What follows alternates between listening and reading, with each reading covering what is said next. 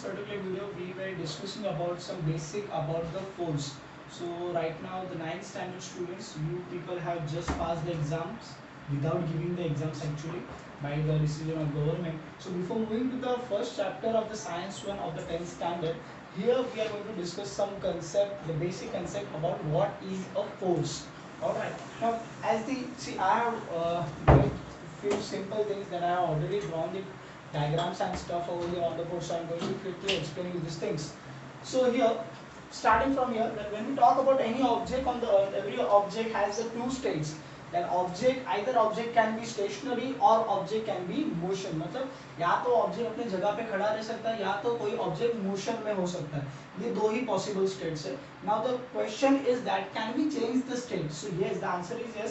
मतलब क्या है कि हम लोग स्टेशनरी वाले को रेस्ट वाले को मोशन में भेज सकते हैं और मोशन वाले को स्टेशनरी में लेके आ सकते हैं. और ये जो पॉसिबल होता है, this made possible by the help of force. Okay, यहाँ पे मोशन के अंदर मैंने ऑल दो मोशन मेंशन किया है, that is the uniform motion and non uniform motion. This thing we will see further.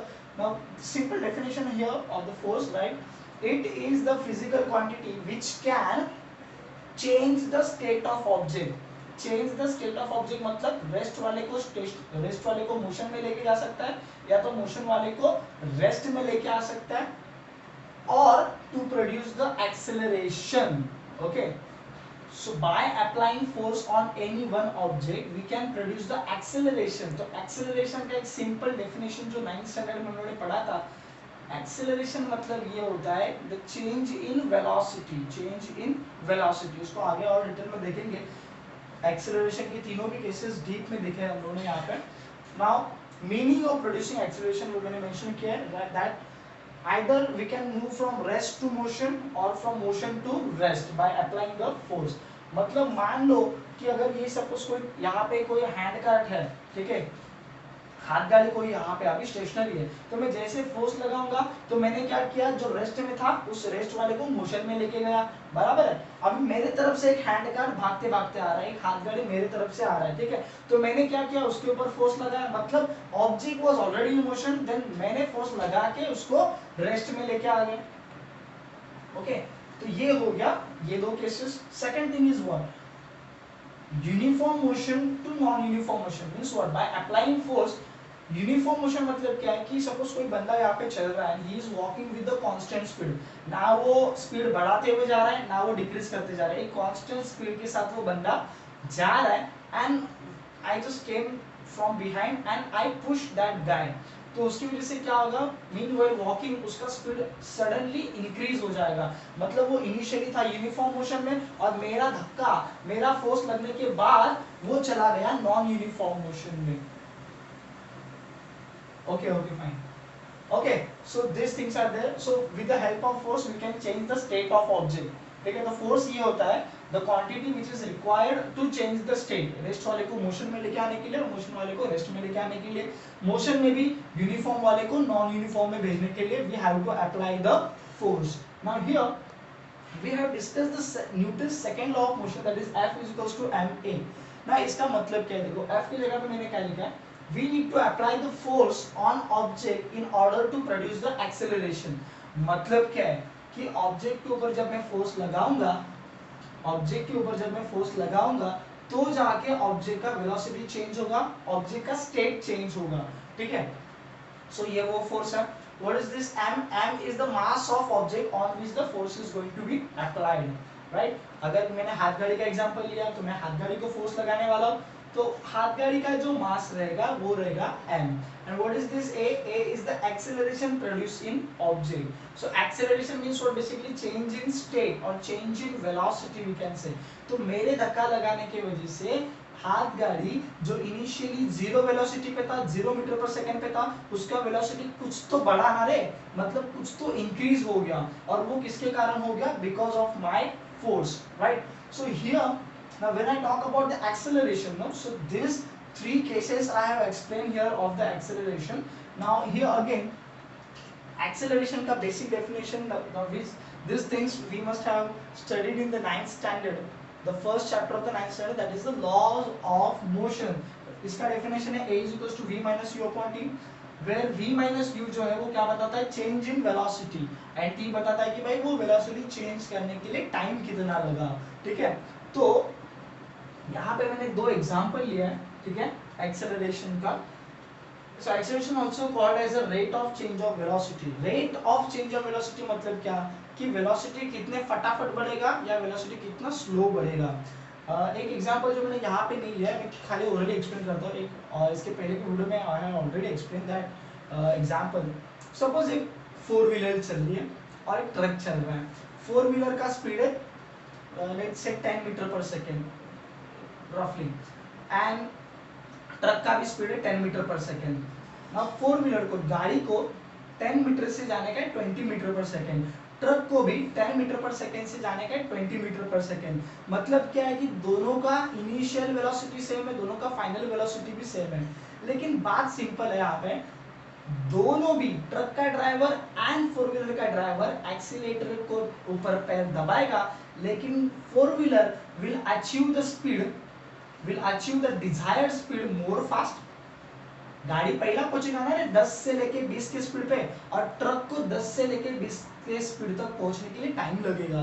तो यहाँ पे दोनों में भी क्या हो रहा है, चेंज इन वेलोसिटी। दोनों एग्जांपल में चेंज इन वेलोसिटी, लेकिन गाड़ी का वेलोसिटी फटाफट चेंज हो रहा है और ट्रक का वेलोसिटी धीरे धीरे चेंज हो रहा है। इसका मतलब गाड़ी में एक्सीलरेशन ज्यादा है, ट्रक में एक्सीलरेशन कम है। Now here acceleration, Now in our cases 3 examples मैंने दिए हैं।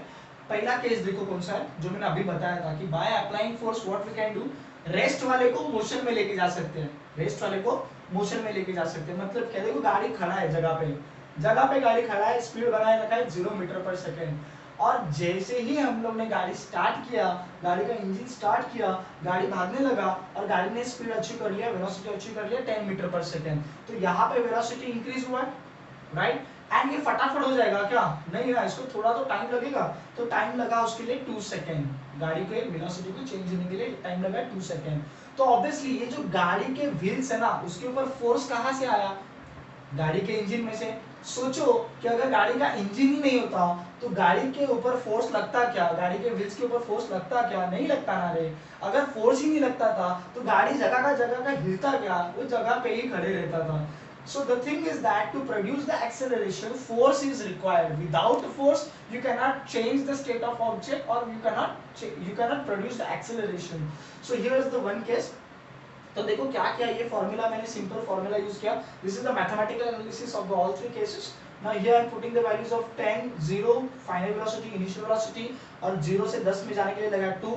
तो इसमें जो एक्सेलरेशन प्रोड्यूस हुआ that is 5 metre per second square, okay, plus positive acceleration यहाँ पे प्रोड्यूस हुआ है।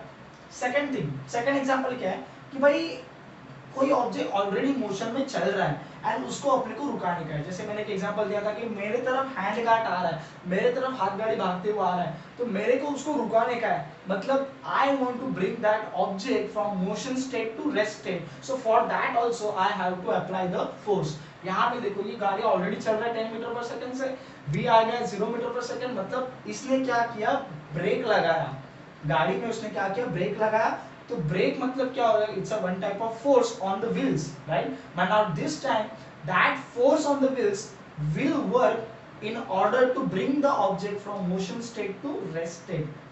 तो यहाँ पे देखो 10 पे चल रहा था, 0 पे लेके आया, लेट्स ब्रेक, ब्रेक दबाया and he got stop at 0 metre per second.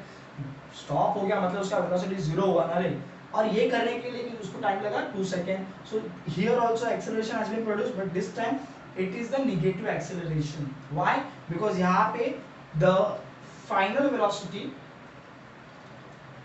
sorry एक mistake है, here is the initial velocity is more than the final velocity. शुरुआत में velocity ज़्यादा है, final में उसका 0। इसके लिए whatever the acceleration has been produced, it is a negative acceleration, also called as a deceleration, जो कि opposite दिशा में होता है। Second thing, अपोजिट दिशा में मतलब गाड़ी आगे जा रहा है तो ब्रेक उसको रुकाने का ट्राई करेगा ना, that is the opposite Disha. Okay, second example क्या है कि भाई कोई ऑब्जेक्ट जो है it is moving in the uniform motion. Uniform motion मतलब गाड़ी पहले चल रहा था कांस्टेंट स्पीड पे 10 मीटर पर सेकंड, लेकिन गाड़ी वाले ने सोचा कि यार मुझे मेरा स्पीड बढ़ाना है, मुझे मेरा वेलोसिटी इंक्रीज करना है। तो इसका मतलब क्या है कि now he doesn't want to keep the velocity of car constant, right. Constant उसको रखने का नहीं है, इसका मतलब क्या है कि उसको यूनिफॉर्म मोशन में से जाने का है नॉन यूनिफॉर्म मोशन में, तो उसके लिए भी क्या करना पड़ेगा, उसको एक्सीलरेटर दबाना पड़ेगा। जब वो एक्सीलरेटर दबाएगा so extra force will be applied on the wheels. अभी इसके अंदर का मैकेनिज्म बहुत अलग होता है, इन जनरल हम लोग देखते हैं कि force on the wheels, तो उससे क्या होगा, due to that force again the acceleration will produce. So here the initial velocity 10, final velocity 30, and the time required is 5 seconds. So here A we are getting is the plus 4 meter per second square. Now this time we are getting the positive acceleration. Why? Because here again the final velocity is more than the initial velocity. So this things we can achieve, that we can change the state of object by applying the force. Now this is with reference to the first chapter of the 10th standard, that is the gravitation. Now when we talk about gravitation, now what is your gravitation? Gravity is what? Gravity is nothing but a type of force. It's a type of force. Now ये दोनों बाद में देखेंगे, पहले ये देखते हैं force में। देखो एकदम सिंपल होता है, force can be in general the force can be of two types. कोई भी दुकान में जाते हैं, कांच का दरवाजा होता है, कांच के दरवाजे के ऊपर दो चीज होता है, एक होता है पुश और एक होता है पुल। एक साइड रहेगा पुश, दूसरे साइड रहेगा पुल। भाई जवाब अपने को यहाँ से मिलता है। So force can be of push type और pull type. Push means what? Repelling type of force. Pull means what? Attractional type of force. अगर ग्रेविटी की बात करेंगे, अगर देखो मैंने ये चौक यहाँ से पकड़ा है, तो चौक अगर मैं छोड़ता हूँ तो चौक क्या ऊपर चला गया क्या? Is this earth repelling, push करे क्या? अर्थ क्या उसको ऊपर भेजेगी? अर्थ उस चौक को क्या करेगी? अट्रैक्ट करेगी, पुल करेगी। इसका मतलब earth is applying the force on object, and more specifically this force is a type of attractional kind of force. It's a type of attractional kind of force. So gravity का concept पता चल गया भाई, gravity is what? Gravity is a force, and more specifically it is a attractional type of force. Now second thing what we need to understand is when we talk about any force, कोई भी force के बारे में बात करेंगे ना, तो force में दो बॉडीज का होना हमेशा बहुत जरूरी होता है। दो बॉडीज कौन से? जयराम श्रीराम वाले वो बॉडीज नहीं, दो बॉडीज कौन से? Applying body and experiencing body. दो बॉडीज रहेंगे, applying body and experiencing body. Simple है यार, यहाँ पे डोर है, मैंने डोर को खींचा, डोर ने मेरे को खींचा, मैंने डोर को खींचा, मैंने डोर को खींचा, मतलब मैंने डोर के ऊपर फोर्स लगाया, और मैंने फोर्स लगाया उसके अनुसार डोर ने एक्ट किया।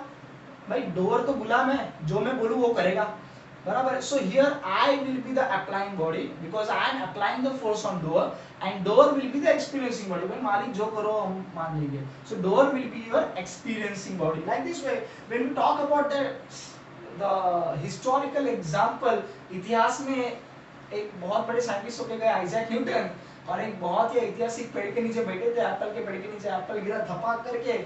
सो यहाँ पे एप्पल गिरा मतलब क्या? न्यूटन ने सोचा यार एप्पल जो है गिरा तो गिरा, सीधा क्यों गिरा? ऐसे तैरते हुए कहाँ पे क्यों नहीं गया यार, ऊपर क्यों नहीं गया?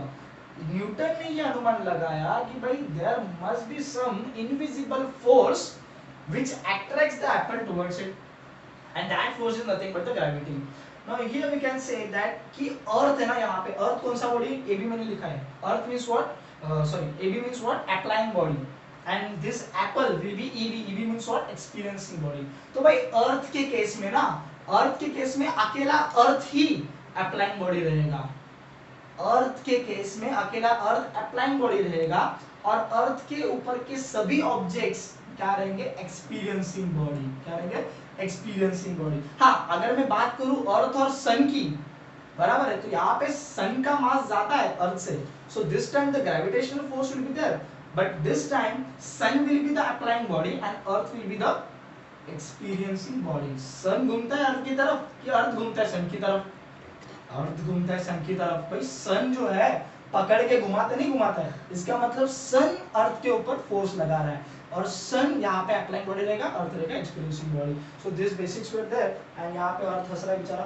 Now this time another thing कि एप्पल, एक और एक छोटा सा क्वेश्चन है, यूज योर ब्रेन पावर का, कि एप्पल सीधा ही सीधा क्यों गिरा, वर्टिकली डाउनवर्ड्स क्यों गिरा? क्योंकि द लाइन ऑफ एक्शन जिसको हम लोग बोलते हैं कि जो फोर्स लगाया वो कौन से दिशा में लगाया, so the earth will apply the force on apple, but this time, or not this time but all the time, apple and earth का सेंटर, इनको ज्वाइन करने वाली जो लाइन रहेगी वो रहती है स्ट्रेट लाइन। इसके लिए एप्पल जहां से खिंचाव आएगा एप्पल उसी को फॉलो करेगा, right? So the force from the earth centre will be in the straight direction, okay so like this way the force will go like this way, apple को पकड़ा और नीचे लेके आया, सो वर्टिकली डाउनवर्ड्स वो object जाएगा, ना कि आड़ा तला जाएगा, ठीक है। So this was the basic for the force. Now in this next lecture we will see some more videos.